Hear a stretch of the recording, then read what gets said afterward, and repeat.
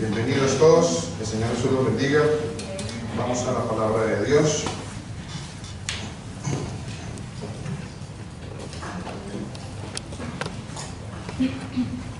Todos queremos la palabra de Dios. Amén. Muy bien. En días pasados, en el estudio del día lunes, esta semana, gracias le doy a la hermana ahorita porque se toma el tiempo siempre para organizar y enviar los estudios, las prédicas. El Señor la bendiga, mi hermana. Así lo usa. Escuchaba este estudio muy bonito que estaba dando nuestro hermano Mauricio, a quien el Señor le ha dado la facultad y el don de enseñar. Y el Señor ponía en la boca del hermano Mauricio una enseñanza muy bonita que muchos nos la perdimos. Muchos nos la perdimos, algunos porque estábamos trabajando, otros por otras razones. Pero bueno, gloria al Señor que están ahí, ¿cierto? Están en audio, las podemos escuchar. Todo aquel que no pudo venir a los estudios, lo invito a que vaya a esta aplicación que está disponible para todos, ¿cierto que sí? Y todos podemos escuchar los estudios y las prédicas ahí. Escuchaba en el estudio del día lunes una pregunta que hizo una hermana y me pareció muy importante ampliar un poquito más lo que los hermanos enseñaron en ese día, lo que el hermano Mauricio, lo que el pastor Mauricio, lo que el pastor Luis Eduardo enseñaron. Entonces quiero, en la voluntad del Señor Jesucristo, ampliar un poquito más bíblicamente acerca de esa valiosa y muy importante pregunta que hacía una hermana. Una pregunta muy buena, muy interesante, muy válida para todo cristiano. Había una pregunta allí para los que no estuvieron. Su pregunta tiene que ver mucho con, o tiene que ver absolutamente todo con la soberanía del Señor Jesucristo. Y ese es el tema para este día. Quiero que hablemos, no sé si nos tomará un servicio o dos o tres, no sé, en la voluntad del Señor. Es su soberanía, es su voluntad. Hablar sobre el misterio de su voluntad. ¿El misterio de la voluntad de quién? Del Señor Jesucristo. El misterio de su voluntad. Así se llama este mensaje, el misterio de su voluntad. Yo quiero que para dar inicio a este mensaje vayamos al libro de Efesios, en el capítulo 1. Efesios capítulo 1. Hay una mosquita por aquí,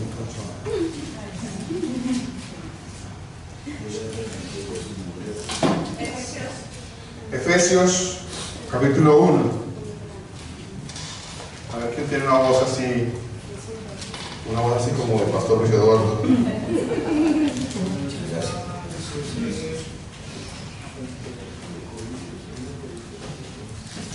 Libro de Efesios capítulo 1. Vamos a hablar en este día entonces, y como les decía, no sé cuántos días podemos hablar, quizá hoy en la voluntad del Señor. Esa es la voluntad del Señor. Nosotros nunca sabemos cuál es la voluntad del Señor, porque Él es soberano. Él hace como quiere. Él hace como quiere en los ejércitos de los cielos, Él hace como quiere en la tierra, Él hace como quiere donde quiera. Y eso es algo muy importante con lo cual debemos expresar este mensaje. Él hace como quiere. Él hace como quiere. No sé, esa parte a veces nos cuesta entenderla. Esa frase nos cuesta entenderla. Porque dentro de nuestra humanidad, nosotros como que quisiéramos que Él hiciera lo que yo quiero. Como que yo espero que el Señor haga lo que yo pienso que Él debería de hacer. Lo que me gusta, lo que es justo para mí, lo que me parece correcto a mí. Porque es que hay un punto allí muy importante, hay un punto allí muy fuerte en nuestra humanidad y en nuestro ego. Cuando hablo de ego, hablo de ese yo que me lleva a concluir y a pretender que en algún momento yo pueda inclusive tener una mejor respuesta o una mejor razón que el mismo Dios Todopoderoso. Entonces, esa frase a veces nos cuesta. Jesús hace como quiere. No, pero pastor, no, él no puede hacer como quiere. Bueno, yo le leo lo que dice la palabra de Dios. La palabra de Dios dice que Él hace como quiere. Vamos a leer unos pasajes de la palabra de Dios. Bueno, para empezar dijimos que íbamos con Efesios capítulo 1, ¿cierto? Vamos a tratar en esta ocasión de ir de acuerdo a los pasajes que vamos a nombrar. A veces nos cuesta, ¿no, pastor? A veces, porque no es mi voluntad. Porque no es mi voluntad. No sé, quisiera mi humanidad caída, perdida, mi humanidad que fuera mi voluntad, porque así somos. En nuestra humanidad queremos hacer nuestra voluntad. Y de ahí se han desprendido doctrinas erradas, como que el hombre tiene libre albedrío.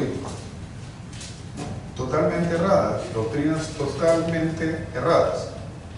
Cuando digo erradas, estoy hablando de que no son bíblicas, de que no tienen un sustento bíblico, no tienen un sustento en la palabra de Dios. Dice la palabra de Dios que qué importante es no entrar en discusiones con respecto a lo que no está escrito en la palabra. Qué importante es sujetarnos a lo que dice la palabra de Dios, aunque esto vaya en contra de mi creencia, de mi concepto, de las ideas preconcebidas que yo tengo desde siempre. Porque quizá esa ha sido una de las barreras más fuertes que ha impedido que yo empiece a conocer y aprender más de la palabra de Dios. Las barreras y los conceptos preconcebidos que desde muy niño me enseñaron.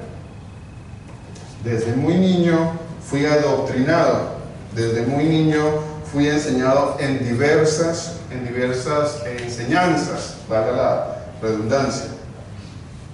Vinieron muchas enseñanzas a mi vida, ¿desde cuándo? Desde niño.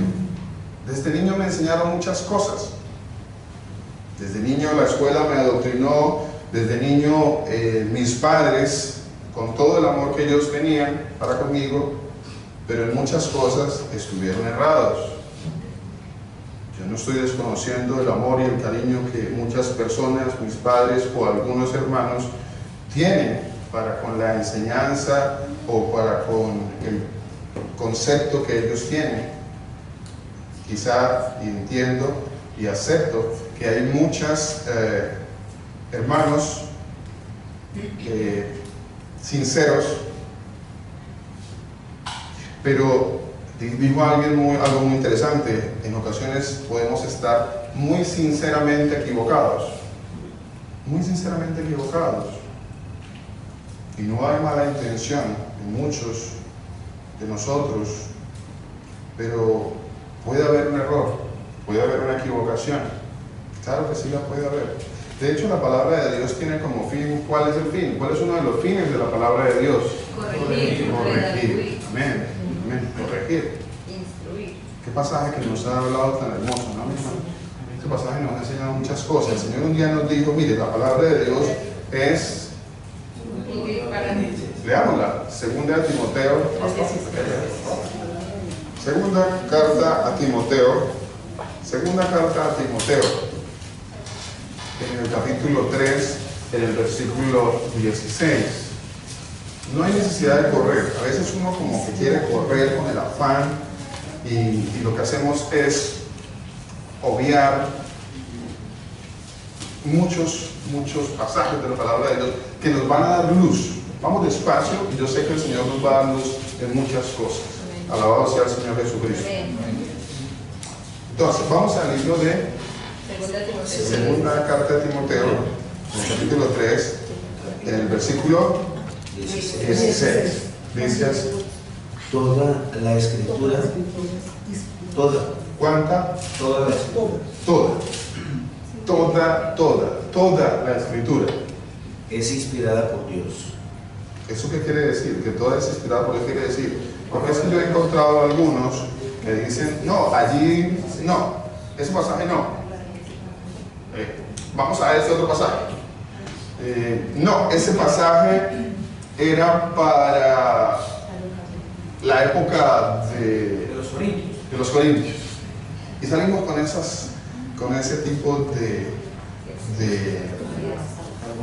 argumentos que no son válidos delante de la palabra de Dios, delante del Señor no son válidos. Usted no le puede quitar la validez a la palabra de Dios por el tiempo en que ella fue escrita, porque habría que quitarle la validez a toda la palabra de Dios. Habría que decir que esta palabra de Dios, que fue escrita 2000 años antes del Señor Jesucristo, pues ya no es válida porque estamos en el año 2018. Si vamos a entrar con esa forma de interpretación bíblica, pues tendríamos que cancelar toda la palabra de Dios. Todo es obsoleto, todo es viejo, nada es aplicable. Estamos en un mundo globalizado, en un mundo de tecnología, en un mundo de computación. Pastor, usted ya es obsoleto, no nos hable de esas cosas. Eso no aplica para nuestra época. Parece que están escuchando a mis hijos.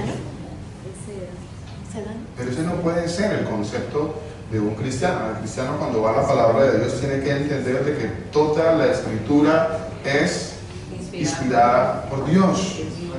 Toda. A veces nosotros nos centramos y nos hemos centrado en mantenernos muy fieles a ciertos pasajes de la palabra de Dios. Y como que nos hemos mantenido con esos pasajes, pero se nos olvida que hay otros que me van a enseñar y que me van a abrir más el entendimiento acerca de las enseñanzas de nuestro Señor Jesucristo. Dice la misma palabra de Dios que la palabra es la suma de la palabra. O sea, cuando dice la suma de la palabra, estamos hablando de que la palabra hay que sumarla una con otra. Hay que sumarla para que me dé un resultado. Yo no puedo restar, o yo no puedo dividir. No, es claro, la palabra dice el Señor Jesucristo, ¿quieres entender la palabra de Dios? Tienes que empezar a sumar.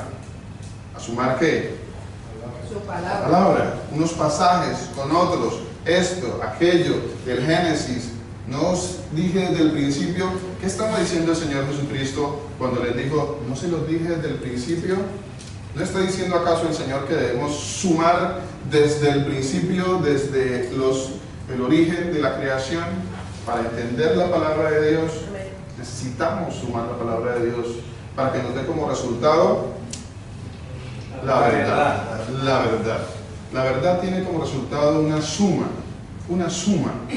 no una resta. Yo no puedo restar los pasajes de la palabra de Dios que no me gustan. Yo no puedo restar los pasajes de la palabra de Dios que no entiendo. Yo no puedo restar los pasajes de la palabra de Dios que no quiero aceptar. Porque hay muchos pasajes en la palabra de Dios. Somos en nuestra humanidad, somos seres humanos y en muchas ocasiones nos hemos encontrado con pasajes que decimos, no, este no me gusta. Vamos a otro. Y empiezo a restarme a la palabra de Dios. Empiezo a quitarme a la palabra de Dios y eso no es posible. La suma da como resultado la verdad. Así que toda la escritura es inspirada por Dios y útil para enseñar, para redarguir, para corregir, para instruir en justicia, a fin de que el hombre de Dios sea perfecto, enteramente preparado para toda buena obra. O sea que el Señor nos quiere preparar, ¿cierto? Hay un fin, hay un propósito, ya lo hemos dicho, ya lo hemos repetido, hay un propósito, en la palabra de Dios hay un propósito. El propósito es que todo hombre sea perfecto, enteramente preparado. ¿Qué quiere decir enteramente preparado? No parcialmente preparado. No parcialmente preparado. Cuando usted está preparado parcialmente, pues va a cometer errores, porque van a haber muchos vacíos. muchos vacíos. Por eso la palabra de Dios es útil para corregir, para instruir, para redarguir, para instruir o enseñar, ¿cierto? Para instruir en justicia, con un hermoso propósito, que seamos perfectos delante del Señor Jesucristo. Es un hermoso propósito, es bello. A veces nos cuesta, a muchos nos ha costado. Nos ha costado ciertos pasajes, ciertas enseñanzas. No, como que no puedo aceptar eso. Hay que corregirlo, ¿cierto? No lo puedo aceptar. Yo digo, no puedo aceptar eso. Porque es que eso me lo enseñaron desde muy chiquito. Desde chiquito a mí me enseñaron esto. Entonces yo no puedo corregirlo. Pero ¿cuál es tu razón por la cual no puedes corregir? ¿Por cuál razón? No estamos hablando de hacer correcciones con respecto a conceptos humanos. No estamos hablando de hacer correcciones con respecto a qué piensa X o Y persona. No estamos. El que está hablando aquí no es Luis Alberto Gutiérrez, y no es Luis Eduardo Tafur, o no es Mauricio Pérez. No. Afortunadamente, le doy gracias al Señor Jesucristo, que a pesar de todas nuestras fallas, de nuestros errores, de nuestro ser, de nuestra humanidad caída, el Señor le ha placido y ha tenido misericordia con nosotros y no nos ha dejado que nos desviemos de la palabra de Dios. Esa es la que tenemos como un firme fundamento, la palabra de Dios. Es un fundamento en esta comunidad. Gloria al Señor Jesús, porque no es por nosotros mismos. No se debe a que nosotros somos muy fundamentados, nosotros somos los mejores, los sabios, y nada de eso, nada de eso. Cuando yo empiezo a entender que hay un misterio en la voluntad del Señor Jesucristo, que hay una voluntad, que hay una soberanía del Señor Jesucristo, automáticamente esto me lleva a glorificarlo a Él, a glorificarlo, a exaltarlo más a Él y a menguar más el yo. A menguar, yo vengo, tengo que menguar y tengo que exaltar más al Señor Jesús.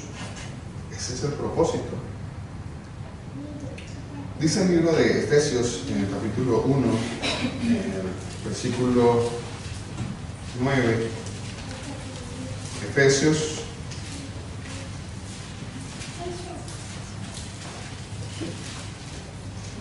capítulo 1. No se me vayan a dormir hoy porque está buenísimo este mensaje. Algunos van a quedar con los ojos así, otros van a quedar muy pensativos, otros van a decir, no, esto no puede ser. Otros van a decir, bueno, pues así lo dice el Señor.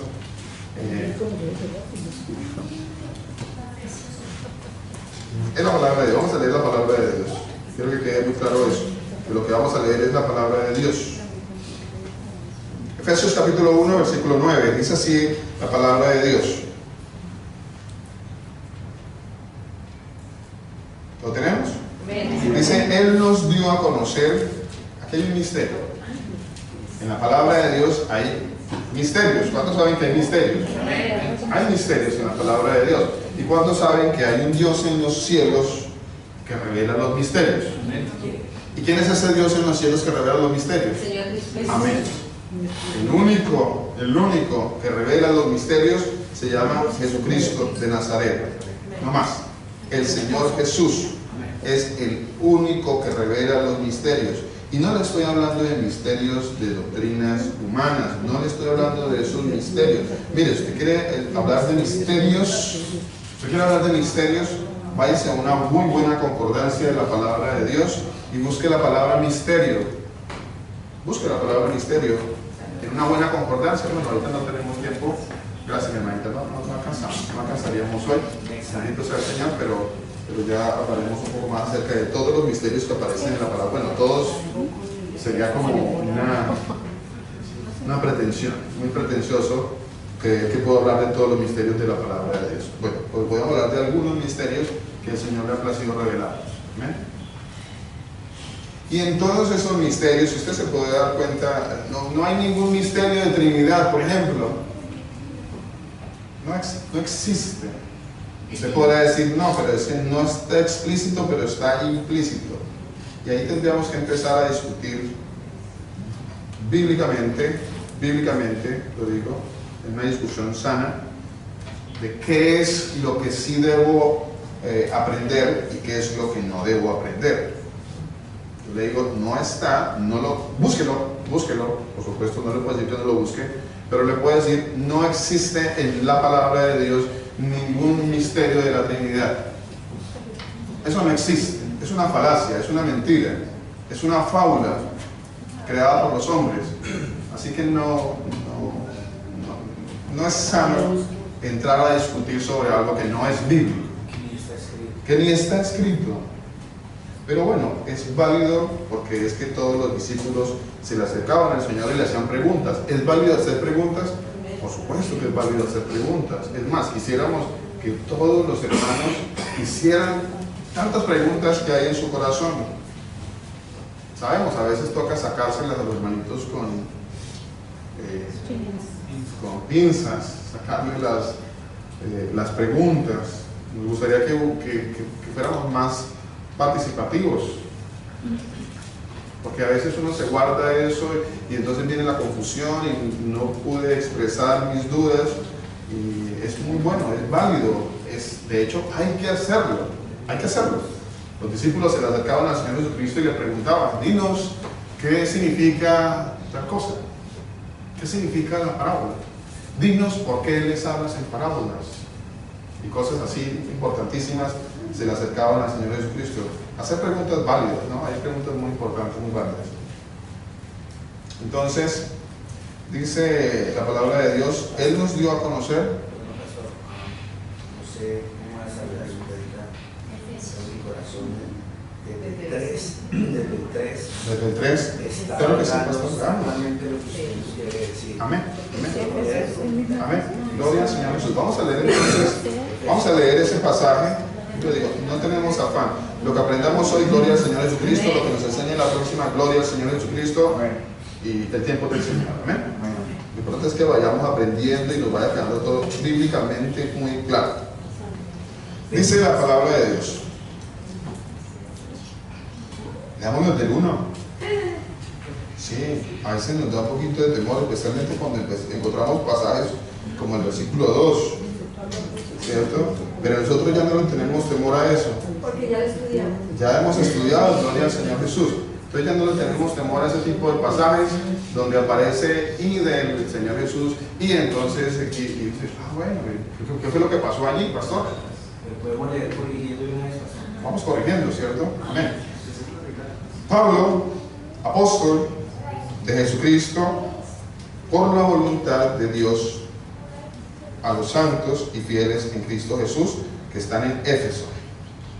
Gracia y paz a vosotros de parte de Dios, nuestro Padre. Ojo a esto que les voy a decir. Se lo sustento cuando usted quiera, donde quiera. Se lo sustento bíblicamente. De hecho, ya lo sustentamos aquí en estudios bíblicos, de que lo que dice allí es gracia y paz a vosotros de Dios nuestro Padre y también el Señor Jesucristo. El Señor Jesucristo. Eso es lo que sí dice ese pasaje. Lo que sí dice. Se usa en muchas ocasiones una conjunción que se llama la conjunción kai, que es la que se tradujo como y, como y. Y en muchos de nosotros, en nuestro error que cometemos muchas veces, pretendemos hacer una separación de lo que está escrito allí y lo que existe es una conjunción, una unión. También, de hecho se traduce como también. Entonces lo podemos traducir perfectamente como gracia y paz a vosotros de parte de Dios nuestro Padre, también Señor Jesucristo. Amén. Amén. Tengan paz con eso. Si alguno tiene duda, por favor, acérquense a nosotros. Tenemos el tiempo, vamos a la palabra de Dios, vamos a textos muy antiguos y les mostramos. No les estoy diciendo mentiras. Bendito sea el Dios, también Padre, nuestro Señor Jesucristo. Así es que se dice ese pasaje, así es que se traduce. El de no está, el del. ni el de.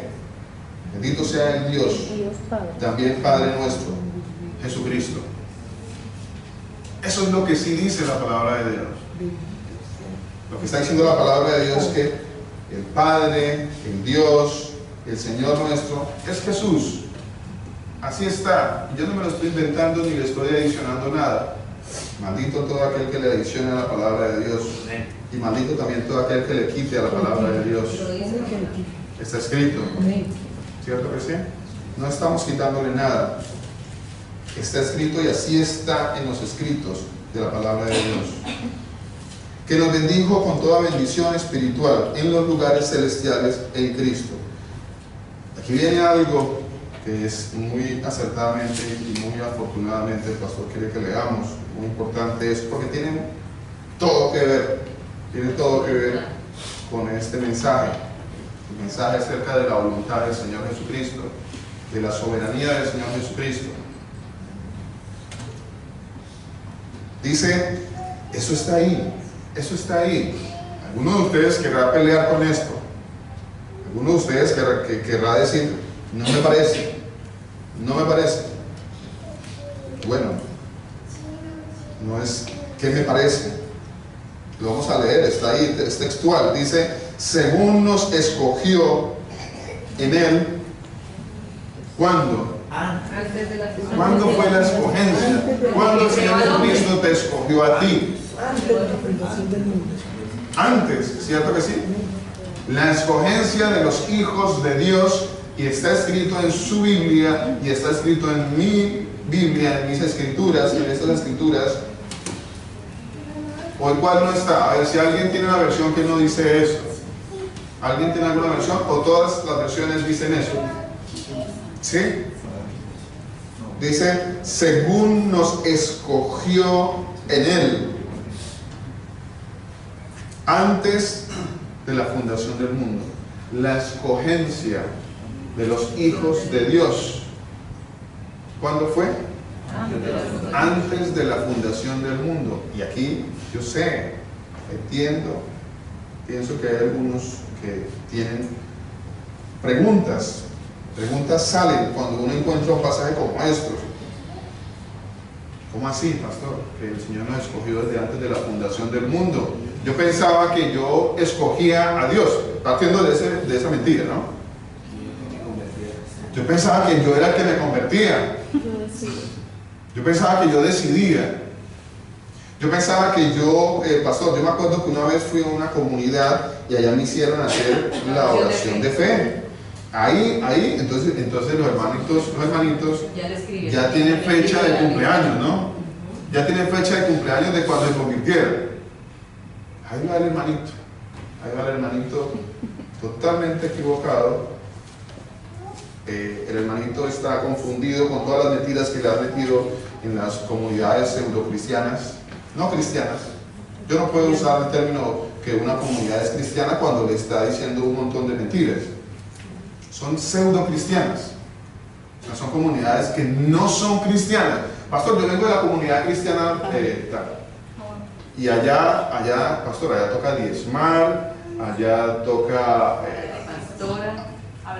allá habla de lenguas, allá la pastora, pues esa es la dura de la iglesia. Hasta profetiza tenemos. El apóstol, y fuera de eso la apóstola o apóstol, no sé cómo será la forma correcta. Creo que se puede decir la apóstol porque es un término genérico, ¿cierto? Es correcto decir la apóstol. Creo que es incorrecto decir la apóstola. Pero de allá vienen muchos. Pastor, yo vengo de la iglesia cristiana. Usted no viene de una iglesia cristiana. Yo siento decirle esto, se lo digo con mucho respeto, con mucho cariño, pero su comunidad a la que usted asistía, que le ha dicho un montón de mentiras, ¿cómo puede ser cristiano? ¿Cómo puede ser cristiano alguien que no acepta lo que está escrito en la palabra de Dios?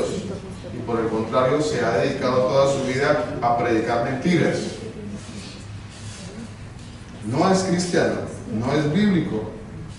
Luego es anticristo. Es anticristo. Eso que pasa en esas comunidades. Es anticristo allá donde le dicen que tiene que pactar con Dios, y donde siembran y semillas y profecías. Y las cosas que yo voy a la iglesia de la profecía, allá de la hermana mentirosa, allá y de todas sus huestes de mentirosos. Mi hermano, ¿eso no es bíblico? Bueno, hoy en día le digo mi hermano porque entiendo de que usted ha aceptado que el Señor Jesucristo es el único Dios verdadero. Por esa razón le puedo decir que es mi hermano. De lo contrario no le puedo decir mi hermano. No puedo, no es posible, no es bíblico que yo le diga a usted mi hermano o mi hermana si usted no cree que Jesucristo es el único y suficiente Dios verdadero. El único y suficiente, el único Dios verdadero. ¿Cómo podemos ser hermanos si no tenemos el mismo papá? Si su papá es otro, y para mí mi Padre Celestial es el Padre que está en la palabra de Dios, porque tenemos un solo Dios, el Padre, dice la palabra de Dios. Tenemos un solo Dios, el Padre. No hay más. El Señor Jesucristo se ha identificado bíblicamente, textualmente, como el Padre. Y si usted no tiene a Jesucristo como el único Dios, como el Padre, pues ¿cómo puedo decirle a usted, mi hermano? No es posible. Anhelo, me alegraría mucho, sería un gozo en mi alma, un gozo en mi corazón, y sé que en los hermanos también, un gozo, poderle decir a alguien, mi hermano, porque esa persona cree que Jesucristo es el único Dios verdadero. Amén. Nos alegraría muchísimo eso, nos alegraría muchísimo ver que hay personas que han pertenecido a esta comunidad que en algún momento se han ido por causa de su nombre, como está escrito en la palabra de Dios. Por causa de su nombre. Por causa de su nombre muchos se han ido. Somos una comunidad pequeña, muy reducida. Pero aquí en este pequeño remanente, el Señor nos ha enseñado muchas cosas. Muchas. Yo no sé ustedes, pero el Señor nos ha enriquecido. A mí me ha enriquecido mucho. He aprendido muchísimo. El Señor me ha enseñado cantidades de su palabra, de cómo el Señor obra, cómo actúa. Gloria al Señor Jesús. Nos alegraría mucho que muchos que se han ido volvieran, escucharan la palabra de Dios. Bueno, y si no quieren venir a esta comunidad, pues no vengan a esta comunidad, pero nos alegraría mucho escuchar que hoy en día tienen a Jesucristo como el único Dios verdadero. Amén. Efesios versículo 4, capítulo 1, versículo 4. Entonces, aquí hay un misterio muy grande que el Señor nos está revelando, y Él dice que Él nos escogió desde antes de la fundación del mundo, que a ti te escogió desde antes de la fundación del mundo, que a mí me escogió desde antes de la fundación del mundo, que no fue que un día tú hiciste una oración y ahí está tu cumpleaños de cuando te convertiste al Señor Jesucristo. Eso no es verdad. Si usted tenía un cumpleaños de cuando se convirtió al Señor Jesucristo, bórrelo. Ya, delete. Borre esa mentira. No, es que yo hice mi decisión, y entonces viene el hermano y la hermana con sus términos religiosos. No, es que yo tomé mi decisión. ¿Cuándo tomaste tú tu decisión? Gloria a Dios que no tuve nada que ver en mi decisión, porque el Señor la tomó desde antes de la fundación del mundo por mí. Gloria al Señor. Porque si hubiera dependido de mí, mi decisión era el mundo. Gloria a Dios que no tuvo nada que depender de mí. Nada, la decisión no tuvo nada que ver conmigo. Y eso es algo que nos cuesta a veces entender. La decisión de que tú seas hijo de Dios no depende de ti. No depende de ti. Tú no tienes ni un punto 00, no sé, 1% que ver en la decisión de que hoy en día seas hijo de Dios. No tienes nada que ver.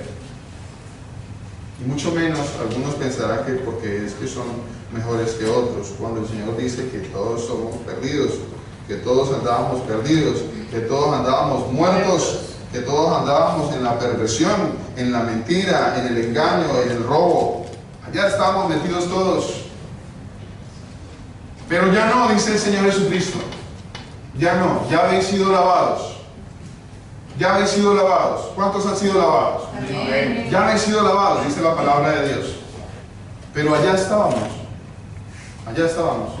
siguiendo la corriente de este mundo, siguiendo la corriente de Satanás, como dice la palabra de Dios.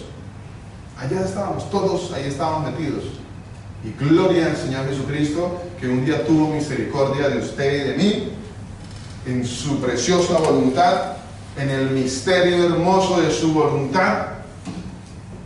Y un día en esa misericordia Él puso fe, en esa misericordia Él puso arrepentimiento, en esa misericordia Él puso entendimiento en la palabra de Dios.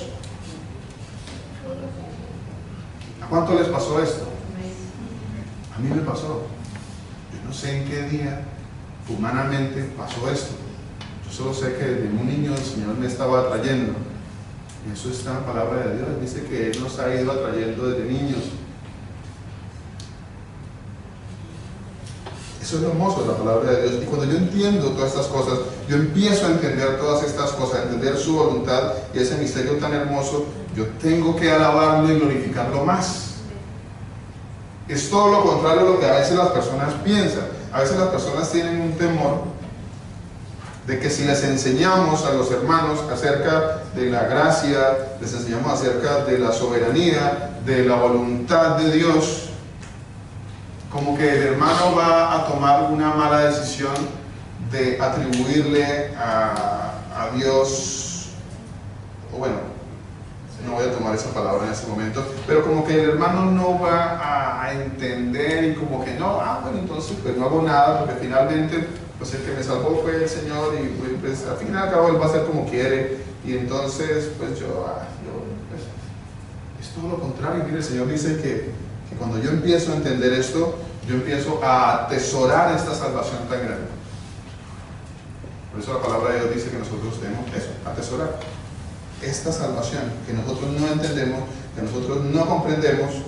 Y entonces vienen algunos hermanos y dicen, pero yo creo que aquí hay injusticia en Dios, porque automáticamente saltan esos pensamientos. Y esos pensamientos no solamente han saltado en esta época, en todas las épocas ha saltado el pensamiento, viene a la mente de los hermanos inclusive, creer que por cuanto el Señor ha escogido, habrá algún tipo de injusticia en Él. ¿A cuánto les ha pasado eso? ¿Cierto que sí? ¿Cierto que a todos nos ha pasado? Ese es como uno de los primeros choques que tenemos cuando alguien nos da este tipo de enseñanzas. Y decimos, no, eso no puede ser. Eso no puede ser porque me parece que es injusto. No puede ser. Pastor, yo no puedo creer esa enseñanza que usted está haciendo. Disculpe. Porque me parece que eso va en contra de lo que me enseñaron. ¿Será? En contra de mis principios cristianos. ¿Cuáles son tus principios cristianos? ¿Son los principios del Señor o son tus principios cristianos? Porque nosotros religiosamente creamos principios, normas, decretos, sacramentos, y nosotros los que decimos llamarnos cristianos también entramos en ese grupo y creamos tradiciones, creamos los 20 pasos para el bautismo, los 50 pasos para el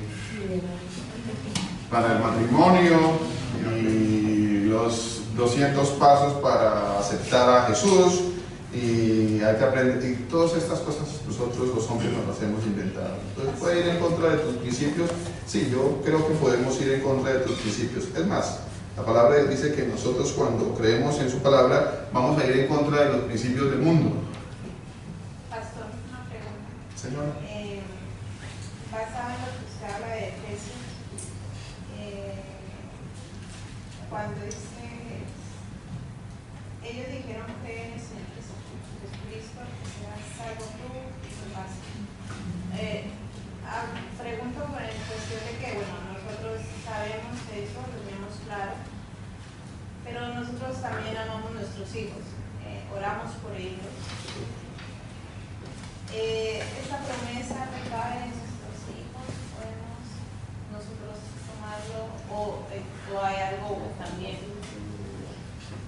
Muy importante su pregunta, mi hermano. Muchas gracias. Es una pregunta muy buena, muy válida. Muy válida. Bueno, yo le voy a responder en la palabra de Dios. Y creo que este mensaje nos va a dar para entender todas estas cosas. De hecho, esa es una de las partes que quería tocar con este mensaje. Lo decía hoy, o mañana, o entre 8 días, o en el estudio bíblico. Bueno, en cualquier momento, pero podemos tocar algo en este momento, ya que su merced, el Señor le ha puesto eso en su corazón. Yo le quiero,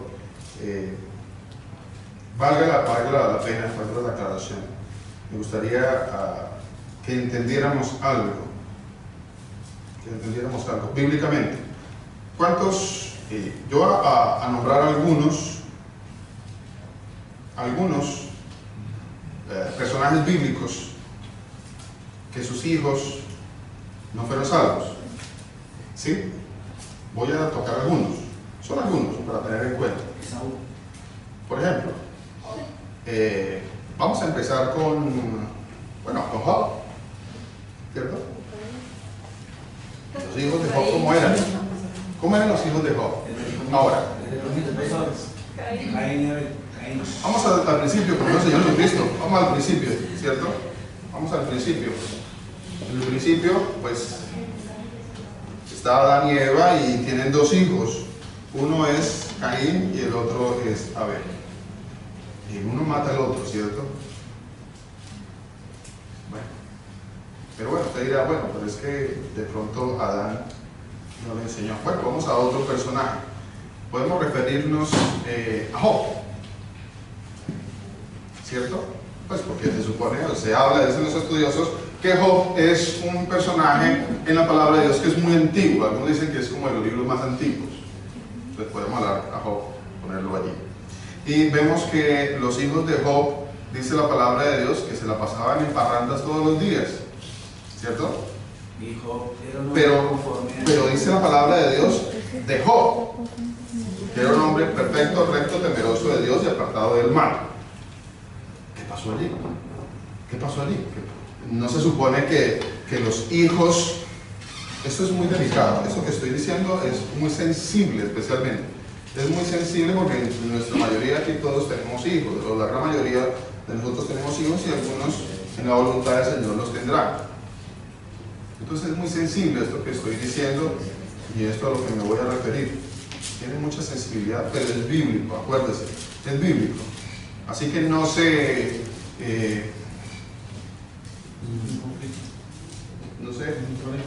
no entre en conflicto con la palabra de Dios. Exacto. Dice, entonces, vamos a otro personaje. Vamos a Abraham. Vamos a Abraham. Yo hago la pregunta, ¿creía Abraham en Dios? Sí creía Abraham en el Señor. ¿Cierto? ¿Y qué pasó con los hijos de Abraham? Uno fue salvo y otro no fue salvo. ¿Cierto? O sea que se salvó Isaac, que donde estaba la promesa, y Ismael se perdió, dice la palabra de Dios. No era hijo de la promesa, ¿cierto? Importantísimo, interesantísimo eso, ¿no? Pero ¿cómo así? ¿No? Porque ambos eran hijos. ¿Por qué no se cumplió allí esa promesa, entre comillas? Vamos a otro. Vamos al mismo no, vamos a seguir, sigamos con la herencia de Abraham. Isaac, los hijos de Isaac. Vamos a los hijos de Isaac, ¿cierto? Vamos a los hijos de Isaac. ¿Qué pasó con los hijos de Isaac? Y aquí viene una revelación muy grande que el Señor puso y está escrita en la palabra de Dios, esta revelación muy grande que el Señor puso con respecto a los hijos de Isaac. ¿Quiénes eran los hijos de Isaac? ¿Cuántos saben? Jacob y Esaú. Mire, si ustedes se me distraen no van a entender. Yo les pido que no se me distraigan. Yo les pido que presten total atención. No se dejen distraer. No se dejen distraer. Estamos diciendo cosas muy importantes. Y andan los hermanos distraídos. No se distraigan. Presten atención. Por una hora, por un momento, presten atención. Es importante. Es importante. Para que después no estemos con conclusiones humanas, personales. No se distraigan. No dejen que alguien los distraiga. Se están perdiendo la bendición. Presten atención. Dice la palabra de Dios entonces, en el Romanos capítulo 9, tomando como referencia a Jacob y a Esaú. ¿Qué dice la palabra de Dios con respecto a Jacob y a Esaú? Y aquí hay algo muy importante que es sensible, como les digo, porque a nosotros siempre se nos ha enseñado de que todos los niños son salvos. ¿Cierto que sí? A todos. ¿A quién no se nos ha dicho? Oh, los niños todos son salvos. Y nosotros lo decíamos. Que los niños son ángeles, decíamos, ¿cierto? Bueno, yo no le he visto a mi hijo, pero ¿de dónde yo saqué eso? No. ¿Pero de dónde mi hijo es ángel? No es ángel, no es ningún ángel. Quitemos eso de nuestra casa. Hay un angelito de Dios. No es un angelito de Dios, no es ángel. No es. Saquémonos eso de la cabeza, no es verdad. No es bíblico. No es bíblico. Si está predestinado para la salvación, si es ángel.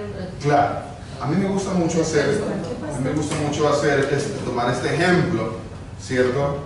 Y el Señor Jesucristo habla de Judas como el hijo de perdición, porque así está escrito, que era el hijo de perdición.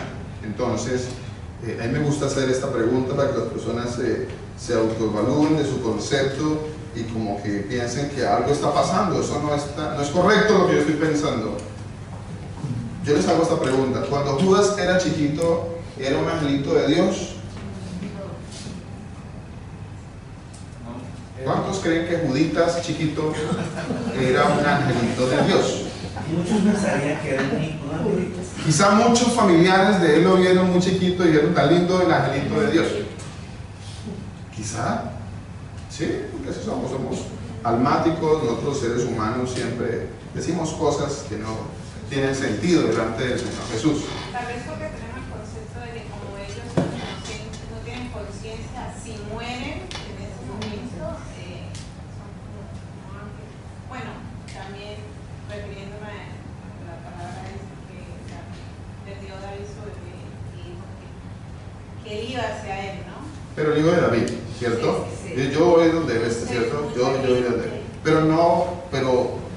Pero ese no es. A ver, si entráramos en ese tipo de conclusiones, eso se llama hermenéutica bíblica, el entendimiento de la palabra de Dios, entonces, ¿qué tal habrán diciendo?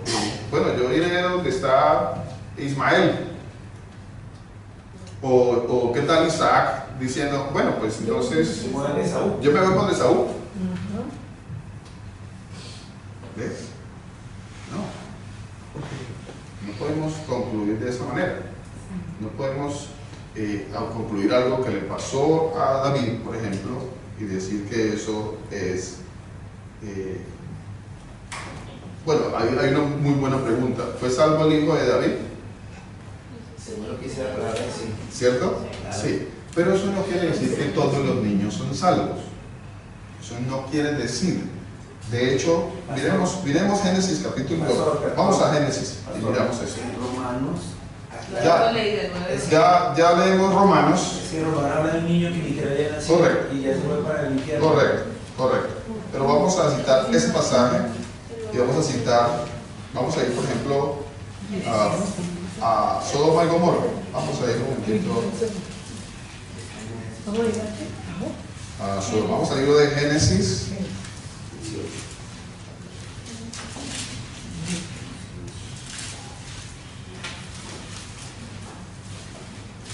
Vamos al libro de Génesis 18. Génesis 18.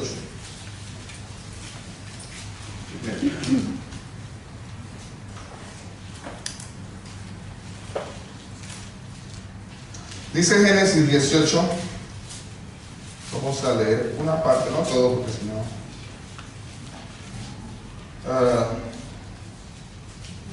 Versículo 23. Y se acercó a Abraham y dijo: ¿Destruirás también al justo con el impío? Bueno, aquí hay una pregunta muy interesante, ¿cierto? Hay una pregunta que Abraham le hace al Señor Jesucristo. Ojo a lo que yo estoy diciendo. Todo lo que le digo, usted tiene toda la responsabilidad, está autorizado, totalmente es muy válido a que me haga la pregunta más tarde, porque le estoy diciendo que Abraham está hablando con el Señor Jesucristo y quizás para algunos esto es nuevo. Dice, destruirá, se acercó a Abraham y le dijo, Abraham está hablando con el Señor Jesucristo, y le dijo, ¿destruirás también al justo con el impío? Aquí hay una pregunta muy interesante, ¿por qué Abraham hacía esa pregunta? Porque el Señor le había revelado a Abraham que iba a ir a destruir unas ciudades, ¿cierto? Automáticamente cuando usted le dicen eso, ¿usted en quién piensa? Los niños. En los niños, ¿cierto que sí? ¿Cierto? Usted va a pensar automáticamente, bueno, pero quizá, no sé si eso, y de pronto eso es lo que estaba preguntando Abraham, ¿cierto? ¿Quién sabe? De pronto eso es lo que estaba preguntando y afanado, preocupado por los niños. Se acercó a Abraham y le dijo, ¿destruirás también al justo con el impío? Porque el Señor le dijo, voy a destruir esas ciudades. Están totalmente pervertidos. Y esto que voy a hacer va a ser de ejemplo también para las generaciones venideras. De hecho, así va a estar el mundo antes de la venida del Señor Jesucristo. Y por eso el Señor lo va a destruir como destruyó Sodoma y Gomorra. Y otras ciudades circunvecinas, ¿cierto? Entonces, bueno, ¿usted qué pensaría que de pronto hubiese respondido el Señor Jesucristo a esta pregunta? Cuando Él le dijo, ¿vas a destruir al justo con el impío? Quizás el Señor Jesucristo, bueno, estoy hablando de cosas que no están en la palabra de Dios, hago la aclaración. Quizás usted podría haber dicho, no, o sea, destruyamos a los grandes, pero a los chiquitos no. A los chiquitos sáquenlos de la ciudad, ¿cierto? Y la pregunta que hizo Abraham fue muy clara. Él hablaba de justos y de impíos. Justos e impíos. ¿Qué le respondió el Señor Jesucristo a esta pregunta que hizo Abraham?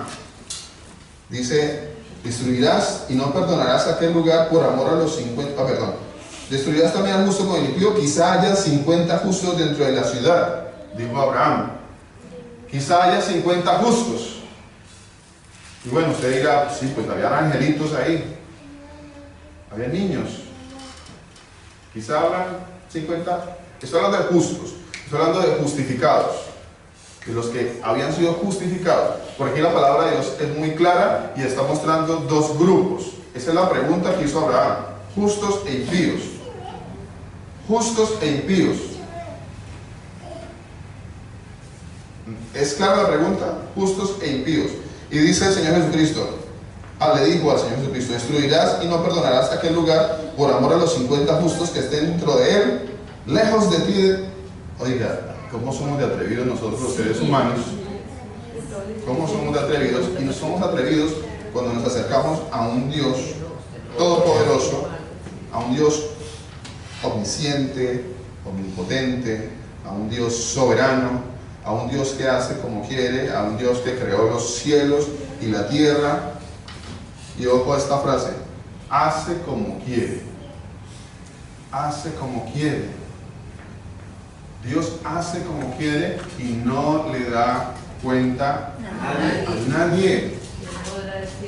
No le da cuenta a nadie. Pero ¿acaso quién soy yo para que el Señor me dé cuenta de lo que va a hacer? Si el Señor quiere matar a un niño chiquitico, ¿quién soy yo para decirle por qué lo va a hacer?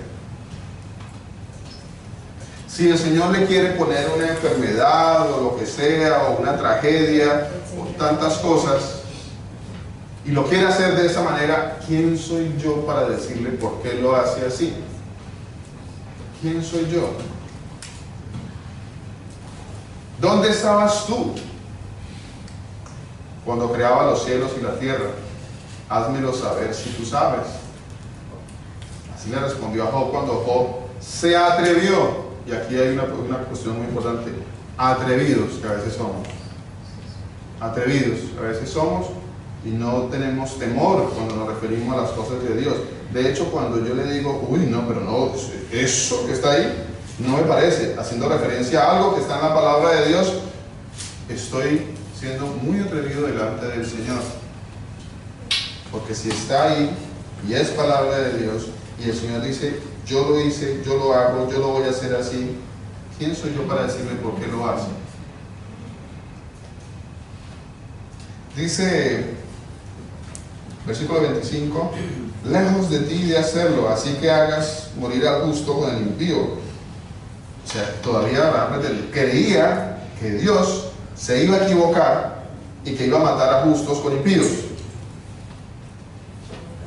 Nunca tal hagas. Hágame el favor.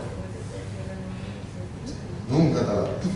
El juez de toda la tierra no ha de hacer lo que es justo. Oiga, y nosotros todavía diciéndole a Dios que, como que enseñándole a Dios a que Él haga las cosas justamente.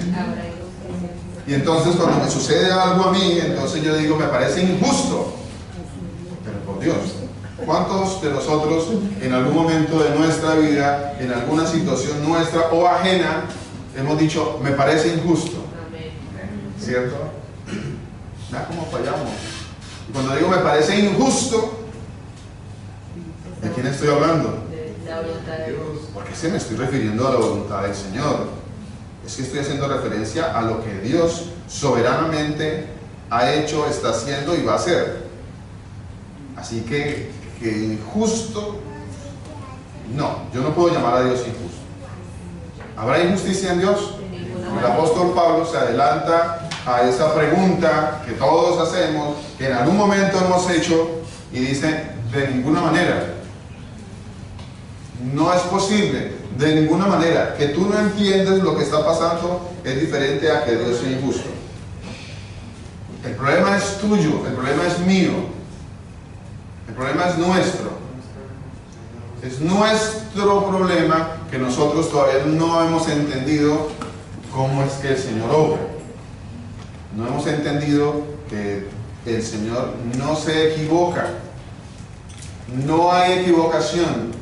Ni lo pongo en duda, no hay equivocación. El Señor Jesucristo no se equivoca. Todo lo ha hecho bueno. Aún las cosas que parecen malas para nosotros, aún las cosas que suenan mal para nosotros, dice la palabra de Dios, son buenas. Porque es que el problema es que yo miro las cosas desde mi punto de vista, ¿cierto? Desde cuán afectado estoy yo por esto que me está pasando, pero no miro qué es lo que el Señor está haciendo detrás de todo eso. No entiendo, no lo puedo ver porque no lo entiendo. No entiendo, no sé qué pasa. Job decía, pero ¿qué pasa? Cuando usted lee Job por el camino, Job decía, pero es que yo he sido bueno, yo hacía esto, yo hacía lo otro, y vea cómo me fue a pasar todas estas cosas. Pero al final Job termina diciendo, como todos nosotros, que religiosamente, que en muchas ocasiones, y religiosamente, lo único que hemos tenido es un concepto religioso de Dios, de oídas, conceptos, pero no conocemos al Dios verdadero. No hemos ido a las Escrituras, no hemos profundizado y hemos analizado todos estos pasajes, qué es lo que el Señor hace, por qué lo hace, cuán insondables, cuán profundas son las cosas que hace el Señor. Dice la palabra de Dios, nunca tal hagas, el juez de toda la tierra no ha de hacer lo que es justo. Entonces respondió el Señor, si encuentro en Sodoma 50 justos dentro de la ciudad, perdonaré a todos el lugar por amor de ellos. Interesante eso, ¿no?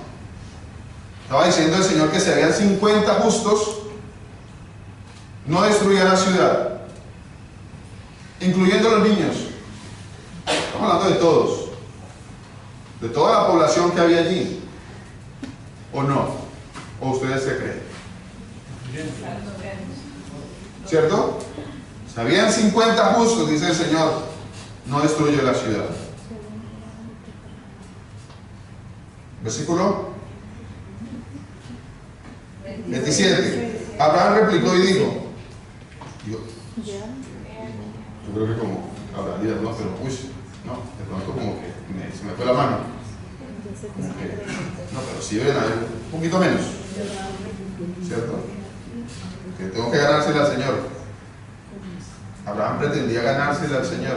Ya el Señor había dado una orden y Abraham quería ganarle al Señor. ¿Por qué el Señor había dado la orden? ¿Será que se había equivocado? Abraham replicó y dijo, te ruego, mi Señor, que me escuches, aunque soy polvo y ceniza, quizá falten 50, ¿qué? Quizá falten de 50 justos 5. ¿Destruirás por aquellos 5 toda la ciudad? El Señor respondió, no la destruiré si encuentro allí 45. Y sigue negociando Abraham. Y Abraham sigue negociando con el Señor y le sigue bajando la cuota, ¿cierto? La cuota sigue yendo abajo y hasta que llega al punto donde, ¿qué? ¿Hasta cuánto fue lo mínimo? 10. En el versículo 32 volvió Abraham a decir, no se enoje ahora mi Señor, solo hablaré esta vez. Quizás se encuentren allí 10 justos. Pero bueno, al menos no sé, 10 niños por ahí que Bebés. por ahí bebecitos, no sé. 10, deben haber 10. ¿Cómo no van a haber 10? Mira, hablar. Es posible que no haya 10. Deben haber 10. Y miren, si no fuera sido por la gracia del Señor Jesucristo y el Señor contara esta ciudad y diría cuánto justo hay, si no fuese por su gracia, ninguno se salvaría. Eso es lo que no hemos entendido. No hemos entendido, todavía no ha llegado a nuestra mente, a nuestra capacidad de entendimiento de que no hay justo delante del Señor. No hay ni uno. No hemos entendido eso. Aún los niños, que esto quede bien claro entre todos nosotros. Y esto que les estoy hablando es bíblico. Porque el Señor dice, no hay justo ni aún uno. Y no está diciendo, excluyo a los niños. ¿O sí está diciendo eso? No lo está diciendo. Ni yo tampoco estoy diciendo que todos los niños se van para el infierno cuando se mueren. Ojo, porque no estoy diciendo eso. No estoy diciendo eso. Porque por la misma causa de que usted y yo es salvo, que es, ¿cuál es la razón? Por la gracia, por la misma gracia, Dios también tiene gracia de algunos niños y también los va a salvar. Es por gracia. Nunca ha dejado de ser gracia. Siempre ha sido gracia, aún en los más pequeños, aún en los recién nacidos. Siempre ha sido gracia. Pero le estoy demostrando bíblicamente que en muchas ocasiones el Señor ha impartido juicio aún contra los niños. Ojo a esto. No se trata de la cantidad de tiempo que haya. No se trata de eso. Hay personas que tienen 90 años y se van para el infierno. Es Se van que para el cielo. usted no se va ni por la edad, ni por cuántas obras hizo, ni porque no ha hecho ninguna obra, porque bueno, no, pero los niños no han hecho ninguna obra, o sea, ellos no han hecho ni bien ni mal, ¿cierto? Ellos no han hecho ni bien ni mal. Pero vea que ahora aquí el Señor dice, bueno, 10, bueno, pues por causa de los 10 no lo hago. ¿Qué hizo el Señor con las ciudades? ¿Las destruyó o no las destruyó? Sí. Las destruyó, porque no había justos allí. Los únicos que fueron justificados Por gracia. por gracia, Que no eran ni justos. por pura gracia del Señor, por pura gracia. Y eso es lo que no hemos entendido, Padre bueno. No hemos entendido de que no hay justo ni aún uno, ni uno, ni uno, ni uno. Ni el más pequeño de los niños, ni el hijo del pastor Luis, ni el hijo de... Ni uno. Ni uno. No tiene nada que ver con la consanguinidad. No tiene nada que ver la salvación con que mi papá es fulano de tal. Entonces, si mi papá es creyente, o sea que... Mi papá es pastor. O sea, mi papá es pastor, entonces, ¿eso qué quiere decir? O sea, Dios ya, aparte de tener hijos, tiene nietos. Porque pues el hijo es el pastor, el hijo del pastor, entonces viene a ser nieto de Dios. O sea que Dios ahora ya no tiene hijos solamente, sino que tiene nietos. Vean, es que todas estas cosas, todas estas conclusiones, cuando uno las analiza a profundidad, bíblicamente, a la verdad no tienen un sustento bíblico. No lo tienen. ¿Por qué? Porque no conocemos. En verdad, no conocemos. No hemos escudriñado. No hemos sumado la palabra de Dios. No hemos sumado para encontrar la verdad. Hay que sumar. Sume la palabra de Dios. No le dé miedo. Sume la palabra de Dios para que encuentre la verdad. Mire, con respecto a la pregunta de mi hermana, ya para concluir esta introducción,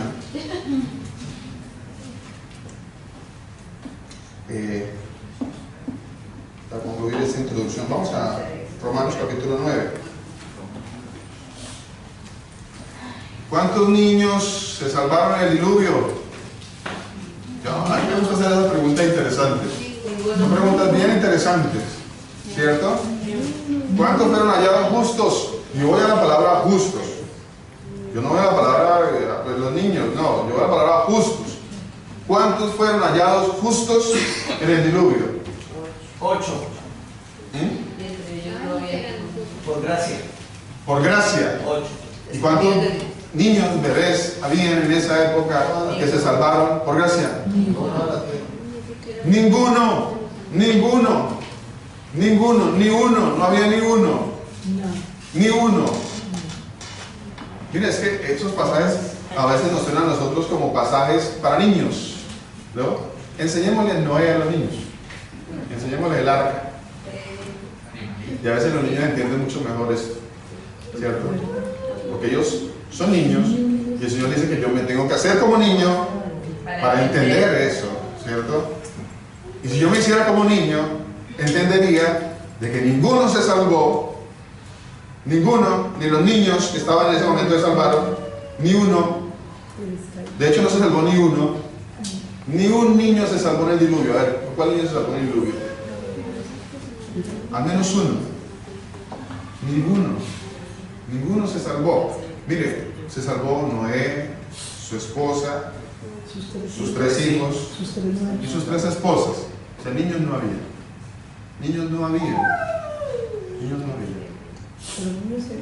¿Cierto?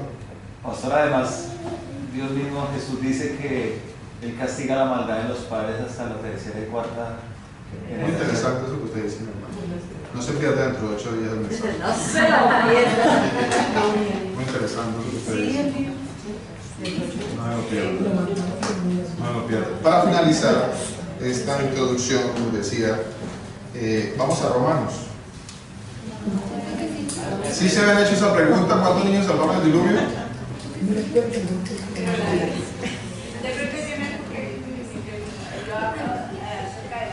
Estamos sumando. Estamos sumando para entender cosas muy importantes y muy profundas. Como decía, hay que sumar para entender que la salvación, así sea de los más pequeños, siempre es por gracia. Siempre. No es por obras, no es por estatus, no es por edades, no es porque el niño no ha hecho nada. No, el niño no ha hecho nada. Ese niño ha hecho cosas que usted ni se imagina. Mire, ese niño es mentiroso, pataletoso. Si ese niño es rebelde, si ese niño pudiera a esa edad, con su pataleta, ya hubiera matado a la mamá. ¿Cierto que sí? En todas sus actitudes, si ese niño, esas mismas actitudes, usted lo eleva a una altura de 1,80, hubiera matado a la mamá. Mire, Romanos capítulo 9. 9. Romanos 9. 14. 9, 8. desde el 8, cosa que aquí nos tocaría alargar un poco. Voy a darlo hasta aquí un poquito y dentro de 3, si el Señor lo permite, seguiremos ampliando más. Seguiremos ampliando. Es un tema muy bonito y es muy importante que lo tengamos muy claro. Muy importante. Entonces vamos a dejar aquí en una parte del pasaje y dentro de 3, en la voluntad del Señor Jesús. Si eso es una voluntad, seguimos. Versículo 11, Romanos 9.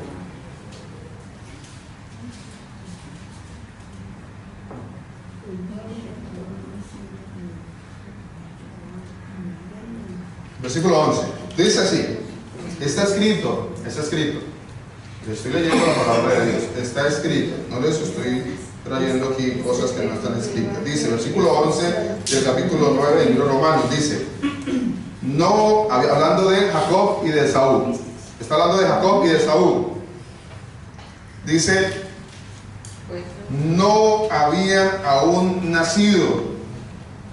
No tiene que ver nada con que el niño nació y es lindo y es un angelito y no tiene nada que ver con eso.